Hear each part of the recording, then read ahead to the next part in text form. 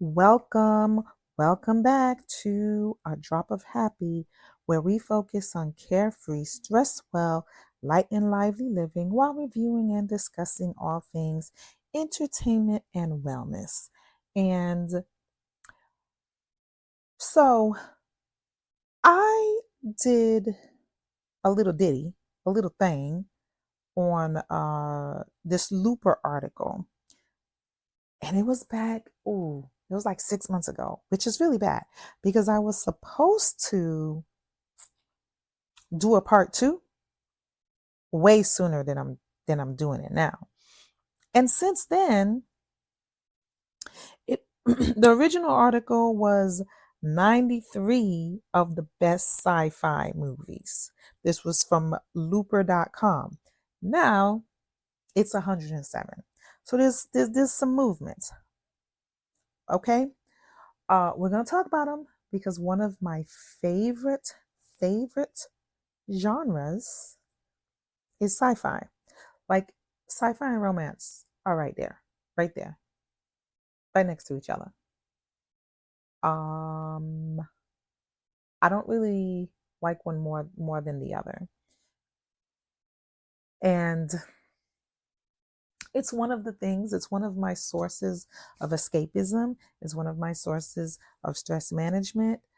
Um, but I do want to talk about.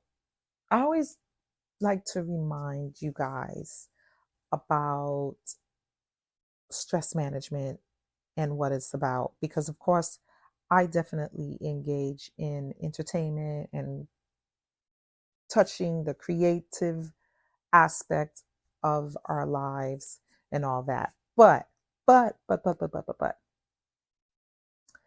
stress management is about creating an equilibrium, a balance, right? And even with the things that we try to do to help us manage stress, if it's not a balanced approach, a very mindful, balanced approach, we can still mess ourselves up. I say that we do tend to practice a lot of escapism, right? Like kind of distracting us from our problems or taking us away from our problems or what have you. And a little healthy dose of that is okay. But, but, I don't know if y'all heard about this little app called TikTok, and probably heard about the little thing going on about banning the app. I think, and I'm possibly not the only one. I think we might, and if it's not TikTok, whatever social media platform. My case, I think I'm a little addicted to TikTok. I think I'm a little addicted to social media. Um, it 100% causes me to be engaged in consumerism a little too much, which is what the powers that be want us to be highly engaged in consumerism because then we spend money. Uh, but it can be a problem if it's not balanced. And I'm like, if they cancel the app, that might not be too bad because then I won't be on it as much as I'm on it. But I'll just find something else. So, with that being said, please, when you do engage in whatever your stress relieving activity of choice is, that you do it mindfully and that you practice balance. And if you are out of balance and it is disrupting your life, then you got to look at that. You might need help or you might need to detox. Like, I know some people who just have a planned detox from social media or a planned detox from whatever it is. Uh, that is the message of the day. The message of the day is balance. Balance it out. And I'm kind of struggling with the balance right now because I definitely spend way too much time, which is why I probably haven't done this, haven't done this second part of this article. But let's get into it. Here's the thing. So it used to be 98. Now it's up to 107. And with that, there is a new addition because last time I went up to 70, but they added some stuff. So Spider-Man Across the Spiderverse has been added 97. And honestly, I'm not mad at it. I really enjoyed. I enjoyed Spider-Man Into the Spider-Verse. That was the first. And I enjoyed Across. Uh, and that came out in 2023. Got 95% on Rotten Tomatoes. It was again, just like the first one, it was very well done. I felt like it was a little long. It was a little long, for sure. I felt like it was a little long. Um, but it was still good. I was still drawn in. So if you don't know, it is basically the animated Spider-Man Part 2 with Miles Morales. And let me just read what Looper wrote. I'm not going to read everything. I'm not going to go through everything, but I will link the article so you can kind of see if you can retain your sci-fi card yourself. But this says just as Spider-Man Into the Spider-Verse brought American animated cinema roaring into a new era, it's no surprise that its sequel set in a fresh bench set blah, set a fresh benchmark for what animated sequels can be. Okay, blah blah blah. Across the Spider-Verse honors its predecessor by pushing itself to even greater extremes of stylistic and cinematic experimentation. I'll definitely agree with that. I'll definitely agree. The entire sequence in the film that feel positively psychedelic, sometimes even hallucinatory in their fearless yet controlled abandon, and even sometimes chaotic animation distracted some fans. Did it? I was not distracted. Okay, this is not a review about it. We're not going to get into it. But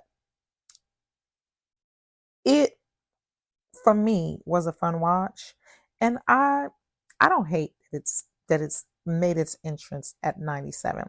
I don't hate that. Clearly they update this, and um Lilo and Stitch went from 76 to 93, which I didn't really talk. Yeah, I kind of touched on it a little bit. But if I was mad before about Men in Black because it was 71, I'm not really understanding. Now it's 79. I don't like it. I don't like it. I feel like, but then again, Interstellar is now 94.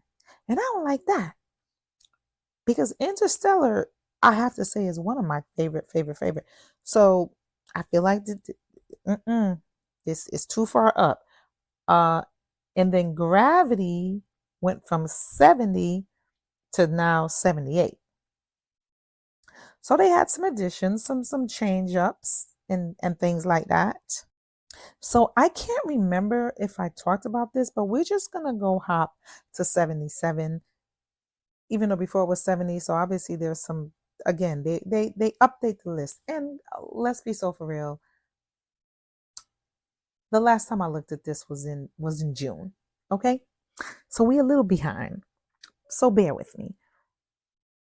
I don't think I touched on this last time, but it's Gattaca. Child with a young Ethan Hawke. Let me tell you.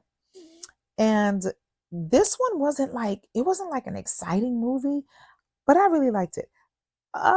Do I feel like it needs to be 77? Considering, I, mm, I don't know.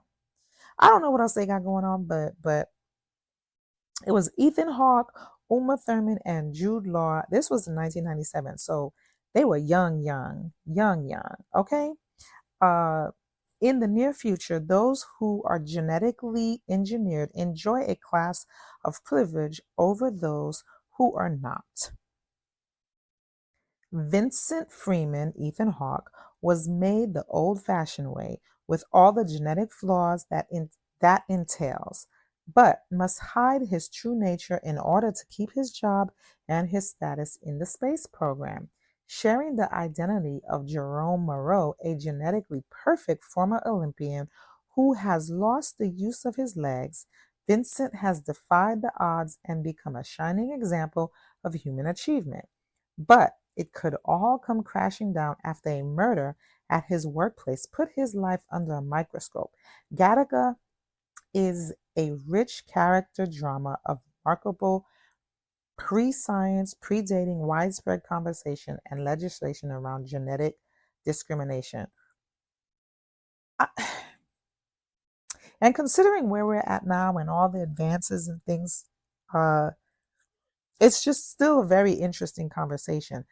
Again, this wasn't like exciting or anything, but as I remember, because it was a while since I watched it, I'm not gonna lie, the acting was really well done. So am I mad that it's 77? Not really. Not really.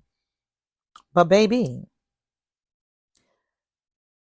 I don't I'm probably biased, but 76 being Black Panther is a problem for me. 76? 70 bleepity bleepity bleepity 6? I don't know. I don't know. I don't like it. I don't like it. I don't like it. Like y'all, hidden in East Africa, behind a scene of invisibility is Wakanda, the most advanced civilization on Earth, untouched by European colonialism. Wakanda rejoices when T'Challa, who is also who also protects the country's interests as the superhero Black Panther, is crowned their new king. But there's another challenger to the throne, his American cousin Eric, who believes Wakanda's isolation has passively enabled the oppression of Black people across the world. As they battle for Wakanda's future, T'Challa reckons with the consequences of his family's inaction. The 18th film, which y'all, I have watched, let me see, I'm actually finishing up the Marvel Cinematic Universe again. But I feel like, here's the thing, I feel like once you get to end games, like you're done. But they have all these others that I'm trying to get through. Okay. Anyway, the 18th film in Marvel's Infinity Saga, Black Panther, works effortlessly as a standalone science fiction film. It won Academy Awards for its stunning Afrofuturistic production and costume design, and made history as the first superhero film to ever be nominated for Best Picture. It starred Chadwick Boseman, Michael B. Jordan, Lupita Nyong'o, directed by Ryan Coogler. It came out in 2018. It was a 96 on Rotten Tomatoes, and I really feel like 76 is too low. Honestly, a lot of the Marvel from that era need to be higher. That one needs to be higher. Okay, 77, 75 is Star Trek. Honestly, I did not see this. This is Star Trek 6, The Undiscovered Country. Didn't watch it. But I feel like any Star Trek needs to be on the list. So I'm not hating on Star Trek. I'm not going to read it. Y'all can read it. But I did watch Pacific Rim, and Pacific Rim is 74 on the list. Again, I don't know about these numbers because I don't know what's coming up, but I'm not mad at Pacific Rim being at 74. One, I really enjoy Pacific Rim, and I watched the second one. Is there a third one? No, I think there is. Hold up. Okay. I don't know. There is not a three. Is there a three? I'm trying to. No. Is there going to be a three? I don't. I don't know. But did I enjoy it? Absolutely. There was something about it. Uh, and Guillermo del Toro was the director. Had no idea. Idris Elba is Idris Elba is in there. Charlie Hunnam. When coastal cities on both sides of the Pacific are threatened by a string of giant monster attacks, the world comes together to build the Jaegers, giant humanoid robots who can fight the monsters hand to hand at their own scale. Jaegers require a pair of pilots who can work in complete harmony, which is what Riley Beckett and Mako Mori will have to do to protect the last Jaeger stronghold. An anime inspired tale brought to life in incredible details. Up it says Pacific Rim is a fist pumping good time. It got 72 on Rotten Tomatoes according to the Looper. Is PG-13. I liked it. As a matter of fact, I've watched it a couple times. So definitely on the list. 74, I don't know. First of all, it should not have beat out Black Panther. What? So we're just gonna move Black Panther on up. That's what we're gonna do. 73 Mars Express. It's an anime. No idea what that is. You are more than welcome to go read about it. Next. Okay. 72. I feel like my sci-fi card is already in jeopardy. Um, my black card might be too. My black movie card. But maybe this is not like a black movie classic because it came out in 2018. I didn't even know it was a sci-fi. I mean, I wanted to see it. Sorry to bother you. It's with Lakeith Stanfield, Tessa Thompson, and Jermaine Fowler. Um, yeah, I have no idea what this is about for real, for real. Is sci-fi worthy? Economic disparity and corporate greed have grown so bad that people are forced to sign, lifetime work and housing contracts with a mega corporation, hoping to find his uncle, hoping to keep his uncle from selling himself into slavery. Cash Green climbs the ladder of his telemarketing job and learns more about the bizarre inner workings of his company. Sorry to Bother You is an unabashedly weird comedy, a clever and cutting indictment of capitalism. It's a movie best enjoyed with the least foreknowledge possible, so please resist the urge to Google. Well, I've never Googled it, never even watched it, but I feel like I should. Sounds very interesting. So I really don't have a judgment on whether it should be 72 or not. For real, for real. 71. Aw, I miss Bruce Willis. I was just thinking that the other day. What movie was I thinking of? Oh, it was a G.I. Joe. I saw a preview of it. And I just thought he is such a good actor. And he has a condition. Um, and he doesn't act anymore. But this one, 71, again, I'm not mad at it being 71. Looper, not to be confused with the publication. Uh Looper stars Bruce Willis, Joseph Gordon-Levitt, and Emily Blunt. And honestly, I don't remember Emily Blunt. I don't remember Emily Blunt. It's been a while since I've seen this. This came out in 2012. Joe is an assassin hired to kill and dispose of targets who have been sent back in time, where no one will be looking for them yet. He's always known that one day he'll have to close his loop and kill his own future self. But when that day comes, future Joe isn't ready to die just yet. Now, Joe has to hunt and kill a more experienced version of himself or else face an even more terrible fate. Looper is a sci fi thriller with a unique twist set in a cool, scuffed up future noir world, no relation to also terrific pop culture website. Okay. Um, so I don't remember much, but I remember I liked it. I mean, there's not a lot of sci-fi that I don't like, but I remember I liked it. Oh, number 70 is the Iron Giant. Okay. I actually remember seeing this. This is another animated.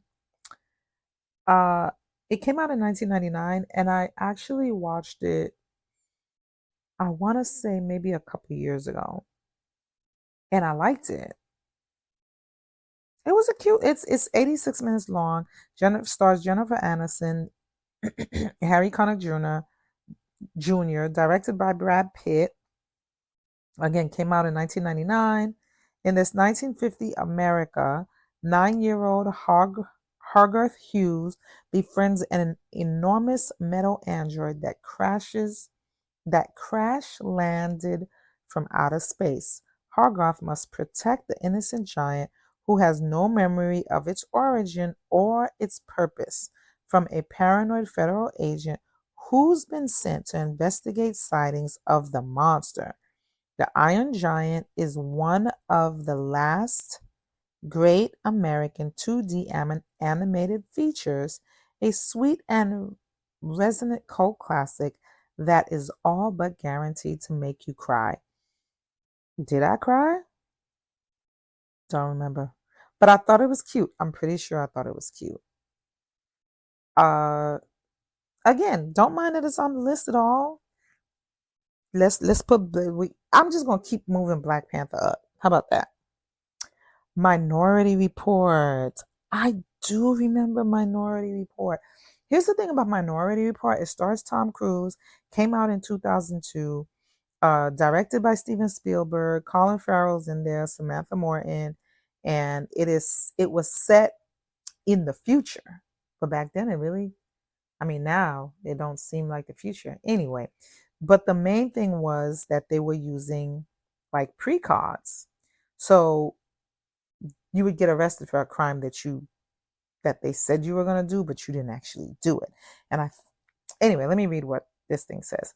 John Anderton is a detective in Washington, D.C. experimental pre-crime division, which employs a set of psychic triplets to see, investigate, and even hold trials for crimes before they happen.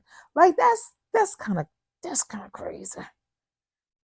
The other thing too, which it was very futuristic. Like it had like I think it had like a really dope Lexus from back then, and supposedly had like futuristic technology and stuff like that.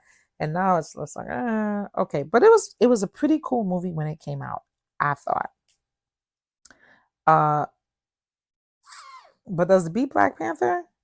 No. Invasion of the Body Snatchers. This came out in 1956, and yes, it is like a classic. I believe I saw it, uh, and I believe I was scared because I was really young. 67 Galaxy Quest. Who? Galaxy what? Unfortunately, I haven't seen it, so we're just gonna skip by that. Yeah, you can look. Haven't seen it.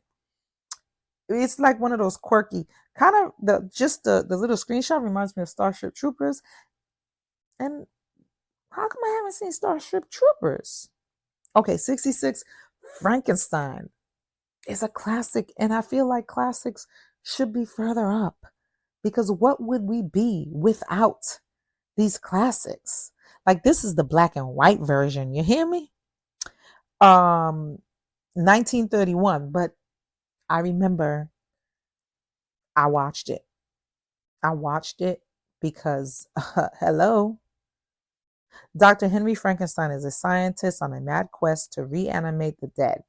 Building a new body from all parts harvested from the recently deceased, Frankenstein constructs his animated 6 foot tall creature and brings him to life using electricity.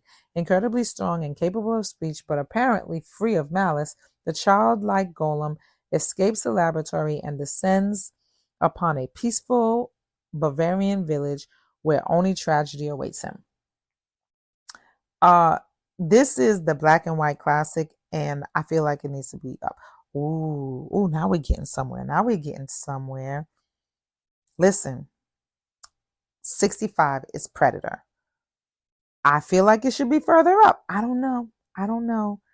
This movie came out in 1987, starring Arnold Schwarzenegger. This is when Arnold Schwarzenegger was just like coming out and about to be bombed. And Predator was just, I don't know. Predator is a classic, okay? How it only scored 81 on Rotten Tomatoes? That's disrespectful. How is it 60? What? 65? That's disrespectful. I must just say that right now. An American mercenary unit is dropped into a South American jungle on a dangerous rescue mission. These hardened soldiers are ready for anything, or so they think, until they find themselves being picked off one by one by an invisible hunter from another planet. Predator throws a simple sci-fi twist over both the slasher and war drama genres. A tight action movie that supplied also the internet with some of its most beloved memes. Facts. Again, it came out in 1987. Okay, 64, Ghost in the Shell. But this is the animated Ghost in the Shell, not the one with who played the non-animated version? Was it that chick? Black Widow chick? No, she did Lucy. Oh God, I forget who. But I didn't see it. So I don't know. Does it? I guess it deserves to be on. I don't know. I don't know. Let me tell you, 63. I I, I, I have a problem with 63 because I did not think Edge of Tomorrow was that great. I didn't. It's starring Tom Cruise, Emily Blunt, and Brendan Gleeson. It came out in 2014. Got a 91% on Rotten Tomatoes, and I have a problem with those Groundhog Day like movies. I do. Earth is at war with an alien species called mimics, animalistic shapeshifters who have spread across Europe and crush all opposition. William Cage, Tom Cruise, a Weasley American Media Relations Office, gets killed gets killed in a crucial invasion and, to his shock, wakes up hours earlier on the eve of the battle. Cage keeps reliving the invasion, always resetting to the same points each time he dies. Surviving a little longer with every attempt, he's at a loss to understand this curse until the war's greatest hero, Rita Vrataski, played by Emily Blunt, reveals that this has happened to her too. Edge of Tomorrow feels like a video game in the best way, mirroring a player's trial and error. Blah blah blah. I wasn't a fan. It's 91% on Rotten Tomato. Okay, 60. What is it? 63? I don't know about all that. Next one, I don't. Y'all could say what y'all want. I don't even know. The Rocky Horror Picture Show. Never seen it. Stop it. Stop it. I don't know what to tell y'all. It's one of those where I feel like I should have. But listen, it came out in 1975, which I know that's not an excuse considering that I saw Frankenstein but that's none of your business. Like, should I see it? I don't even know what it's about. Stranded by a flat tire, straight-laced couple Brad Majors and Janet Weiss happen across a castle where the mad scientist Dr. Frankenfurter is throwing a wild party. The cause of the celebration? He's about to bring to life a gorgeous hunk of his own creation. The Rocky Horror Picture Show is a loving parody to the 1950s sci-fi and horror. Okay. It's a glam rock musical with a killer soundtrack and cult sensation. Well, I never seen it. Cult sensation, whatever, whatever. 61.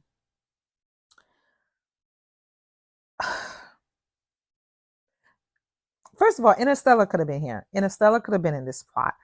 Uh, um, Independence Day could have been in this spot. But Men in Black could have been in this spot. Invisible Man? Man, no. Starring Elizabeth Moss, Aldous Hodge. Aldous Hodge? Oh, yeah, he was in there. Mm, mm. Storm Reed, 2020.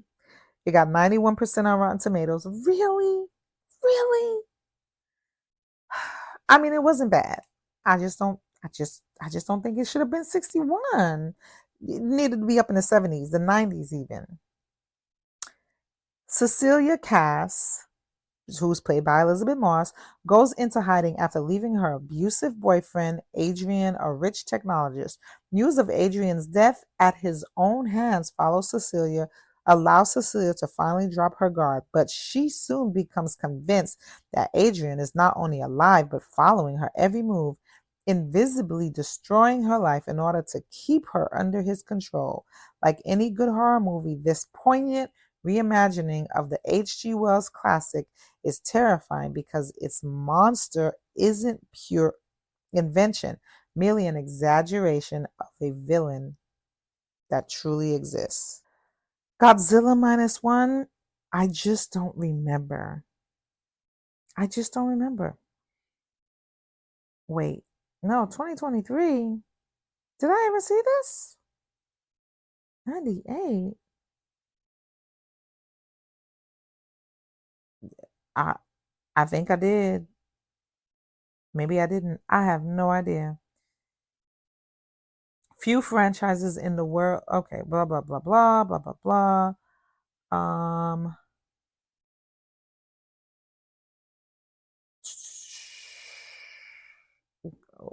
we gonna skip that.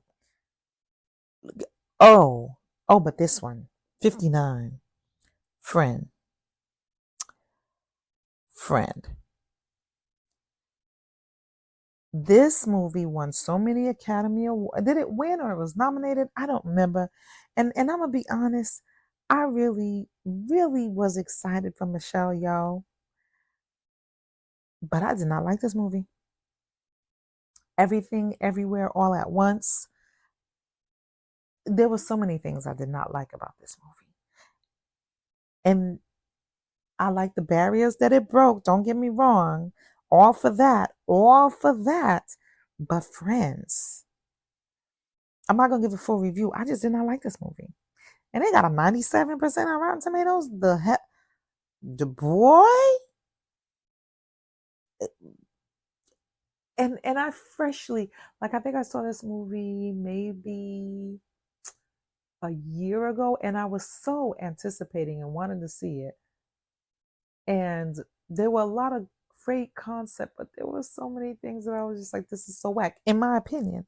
Clearly, because 97% Rotten Tomatoes and it was nominated for awards, blah, blah, blah. Again, love the barriers that it broke. But no, no, ma'am. 58 is the day the earth stood still, and I'm probably only going to get to, I don't know how much I'm going to get to. I'm probably not going to finish it.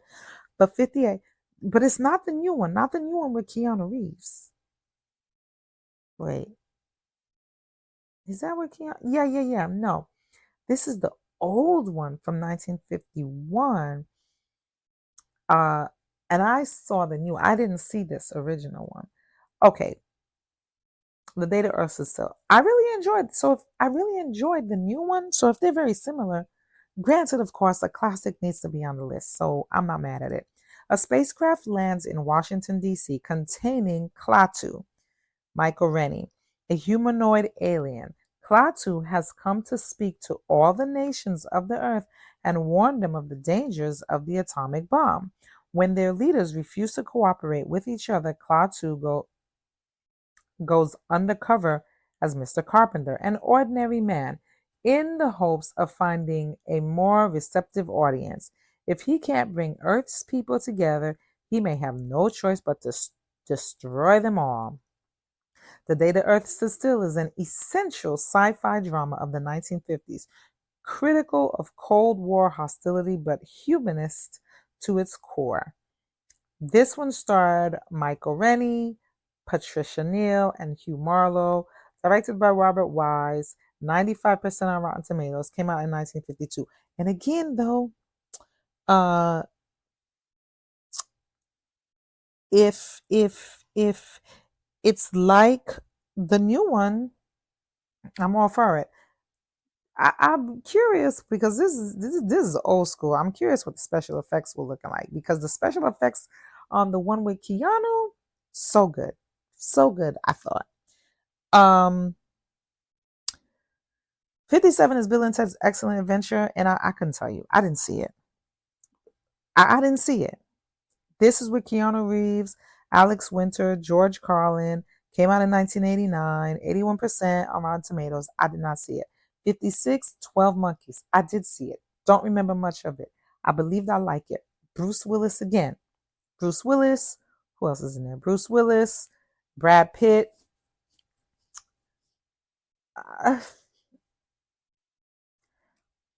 I don't. It came out in 1995. I know I watched it. I mean, I think it needs to be up there if it wasn't very memorable. So, in the year 2035, humans have been driven underground after the outbreak of a deadly, rapidly mutating virus. The only hope for a cure is to obtain a sample of the original virus strain, and there's only one place it exists.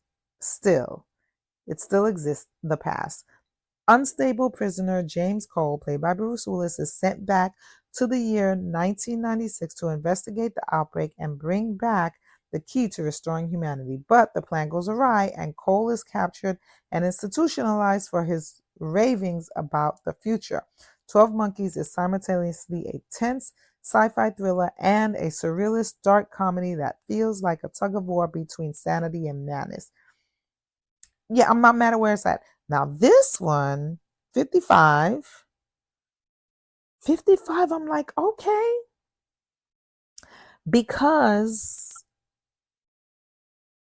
this 55 to me is a cult classic because I've watched it so many times.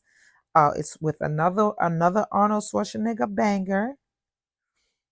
Rachel Tussin, Sharon Stone. I'm sure I said that name wrong. Came out in 1990. Listen, you in the future, technology exists to implant convincing memories into a person's mind. Blue collar everyman Douglas Quaid, played by Arnold Schwarzenegger, signs up to download the memory of a vacation to Mars colony, but something goes wrong. Instead, he learns that his real life is the product of memory manipulation and that he's actually a secret agent who's needed back on the real Mars immediately. Immediately. Which of his memories can he trust? Total Recall is an action sci-fi movie with a whimsy to spare, showcasing director Paul Verhoeven's that trademark mix of humor and over-the-top carnage. I enjoyed it. It's I, I'm saying the number is the number. Probably would move it up myself. 54. A Clockwork Orange. I don't know what that is. Never seen it. I'm just going to move on. 1970. Ooh. All right. I think I'm just going to get to 50. Let's see. Yeah, we're going to get to 50. Dawn of the Planet of the Apes. I approve. Especially with Caesar. That's what Caesar. Because Caesar is badass. I approve. starring Andy Serkis, who played Caesar, of course, Jason Clarke, and Gary Oldman, directed by Matt Reeves. Came out in 2014, and just I really so they have the newest one, the latest one. I didn't like it. Didn't do it justice. I don't remember what it's called, but this one, it has been a decade since a viral mutagen wiped out most of humanity, simultaneously granting superior intelligence the rest of the earth to the rest of the earth's simian population. A human civilization crumbles. Apes have begun to build their one of their own, and in California's Muir Woods, the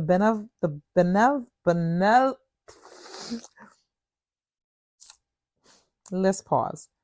Benevolent Benevolent chimpanzee Caesar, played by Andy Serkis, leads a peaceful and diverse ape enclave. When San Francisco's remaining human population begins to invade his territory, Caesar struggles to keep the peace as many among his own tribe prepare for war. Because they like what? Dawn of the Planet of the Apes employs cutting-edge visual effects and some of the greatest motion capture performances of all. Facts. Time to build a gripping Shakespearean drama out of what could be a laughable premise. True, it's 90% on Rotten Tomatoes. Again, came out in 2014. Number 52, Under the Skin. I have no idea. Scarlett Johansson is in it. I don't know. Y'all can read it. 51. Ugh. What? Okay. 51, I do not have a problem with. 51 should be moved up. Period. Point blank. Superman, the movie, no. Should be moved up. Okay? Y'all know Superman. Superman with Christopher Reeves, Gene Hackman, Marlon Brando. Came out in 1976. 94% on Rotten Tomatoes.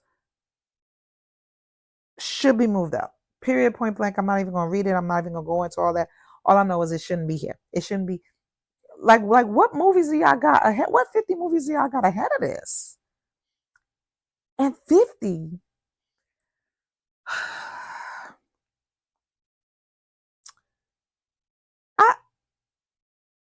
50 should not be.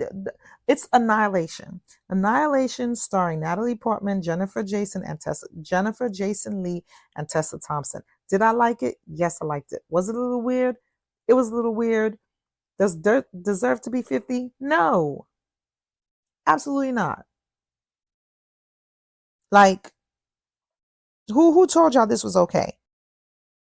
So a meteor lands in the Florida Panhandle and creates a strange growing energy field that scientists dub the Shimmer. Lena, Natalie Portman, a virologist and a U.S. Army veteran, believes she has lost her husband, Kane Oscar Isaac, to an exploratory mission inside the Shimmer. But he finally returns a year later, the first and only person ever to emerge from the anomaly. When Kane falls gravely ill, Lena and a team of scientist soldiers venture into Shimmer in search of a cure. But the world inside is stranger and more terrifying than they could have imagined. More than just a creature feature, though the creatures are excellent, Annihilation is an eerie and cerebral sci-fi horror experience that will change your perceptions and leave you guessing until the very end. Came out in 2018. Rated R, 88% on Rotten Tomatoes. Listen, I'm not saying it doesn't need to be on the list because it was enjoyable. It had like the imagery was well done. The acting was on point. Like, it was good. It just don't need to be 50 on the list. This is all I'm saying. And wait, we might as well do 49 because I have no idea what this Poor Things is. We just gonna keep. I'm sorry if y'all know what it is. I don't know what it is. Mark Ruffalo was in there, and William Dafoe and Emma Stone. What? Huh. When did this come out? Oh, 2023. This is a new one. Yeah, my movie going days have not been. I might have to see this one. I might have to see this one. So we're gonna stop. We're gonna stop there. Please, if you like, I will link the article. You can look at it. You can skip ahead and look at the rest of them. This is just for discussion purposes. If you like the show, please come back. Please share. It is a drop of happy where all streaming services are available. A drop of happy. And please come back and visit the site, lightevi.com, LITEVI.com. And remember, balance, balance, balance. Balance is key. Self-love is key.